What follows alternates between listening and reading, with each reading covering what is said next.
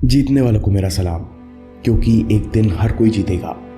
America में 50% शादियां टूटती हैं, 30% अमेरिकन्स किसी न किसी प्रकार के एंटी डिप्रेसेंट पर है, 42% लोग ओबीज हैं, मतलब मोटापे के कारण चलने फिरने में दिक्कत होती है।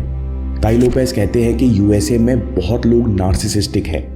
नार्सिसिज्म मतलब लोग आत्मुक रहते हैं कि हम दुनिया के सबसे महान देश में पैदा हुए हैं, हम में कोई कमी नहीं है।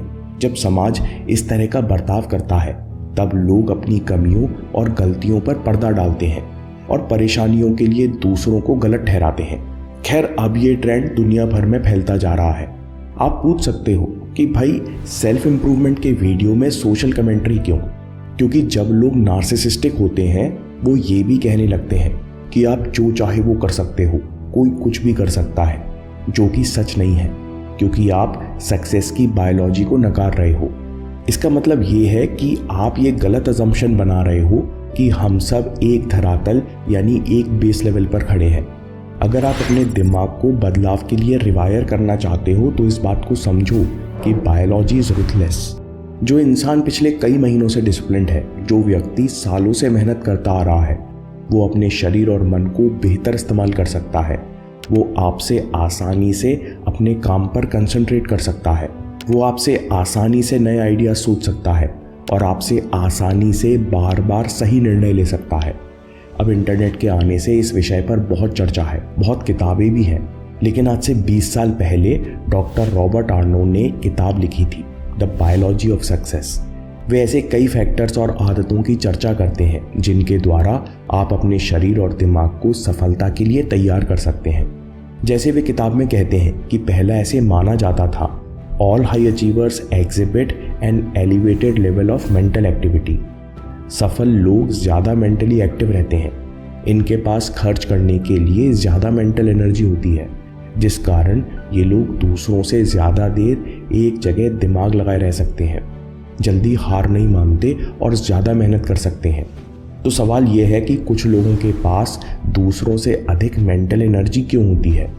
1980 तक इसके पीछे बायोलॉजिकल कारण स्पष्ट नहीं था। फिर रिसर्च में पाया गया कि आपके मूड से आपकी मेंटल एनर्जी का सीधा ताल्लुक है। Positive moods are mentally energising. प्रेरणा, शांति, ग्रैटिट्यूड जैसे सकारात्मक मेंटल स्टेट्स आपको मानसिक रूप से ऊर्जावान बनाते हैं। इसके बिल्कुल विपरीत negative emotions by nature are energy draining. अगर आप नेगेटिव इमोशंस को कंट्रोल करने की कोशिश नहीं भी करते तो भी इनके रहने से आपकी मानसिक शक्ति क्षीण होती है। नेगेटिव इमोशंस का स्वभाव ही ऐसा है। इसका ये मतलब है कि कुछ प्राचीन और कुछ नई टेक्नोलॉजी के माध्यम से आप पॉजिटिव इमोशंस की फ्रीक्वेंसी बढ़ा सकते हो, जिससे मेंटल अलर्टनेस और एनर्जी बढ़ती है, यानी आपकी सफलता के चांसेस बढ़ते हैं। जब आप कहते हो कि कोई कुछ भी कर सकता है तो आप इन छोटे छोटे डिफरेंसेस का मतलब खो देते हो जो सक्सेस में सहायक होते हैं। अगर आप अपने दिमाग को रिवायर करना चाहते हो तो सबसे पहले स्वीकार करो कि हम लोग बदलाव लाने में असफल हैं, क्योंकि हम कुछ ना कुछ गलती कर रहे हैं। क्या गलती कर रहे हैं ये शायद आपको नहीं पता, यानी इग्नोरेंस, या फिर आप जानते हुए भी गलती करते समय अपने आप को नहीं रोक पा रहे, यानी पावरलेसनेस।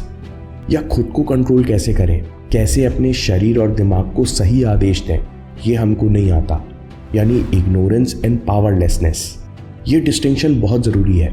पहले लॉजिकली सोचो और फिर इस बात को महसूस करो कि मुझे अपने अंदर सुधार लाना नहीं आता, मैं जानते हुए भी हर दिन सही काम नहीं कर पा रहा, तो ये बात निश्चित है कि मेरा भविष्य अंधकारमय है। मैं कभी अपना 100% नहीं पहुंचूंगा, ना मैं कभी खुद से सेटिस्फाइड रहूंगा, ना मुझे अपने ऊपर कभी कॉन्फिडेंस होगा। जब आप इस पावरलेसनेस और इग्नोरेंस के दर्द का अनुभव करते हो तब आप सीखना शुरू करते हो। आप पूछ सकते हो कि दर्द और सीखने के बीच में क्या संबंध है? साइकोलॉजी की परिभाषा के अनुसार पर्सनैलिटी का मतलब है कि कुछ विचारों, फीलिंग्स और बिहेवियर के पैटर्न हैं जो बार बार रिपीट होते हैं। पूरी दुनिया के विभिन्न लोगों और देशों में देखा गया कि 25 से 30 साल के होते होते पर्सनैलिटी काफ़ी स्टेबल हो जाती है।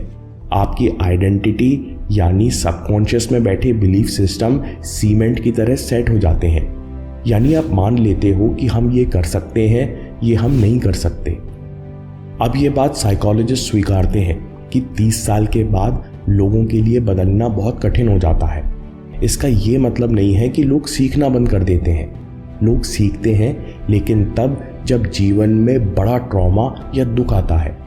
Pain is the biggest driver of human behaviour. दुख और दर्द के कारण ही लोग सबसे कठिन काम करना शुरू करते हैं। यानी लोग स्वीकार करते हैं कि अब मुझे सीखना पड़ेगा।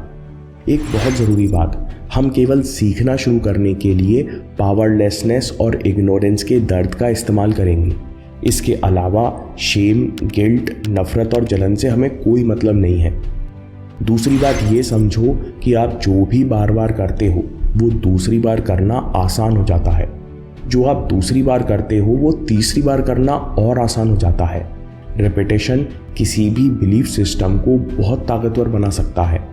हम सब सफलता पाना चाहते हैं, लेकिन अनजाने में सोसाइटी और हमारे लालन पालन में ऐसी कई बातें हमारे सबकॉन्शियस में फीड कर दिए गए हैं जो सफलता के बिल्कुल उलट ले जाते हैं।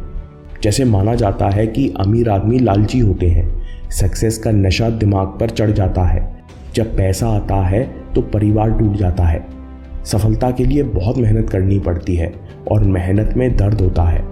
इसलिए कई लोग अपना बनता हुआ काम बिगाड़ लेते हैं।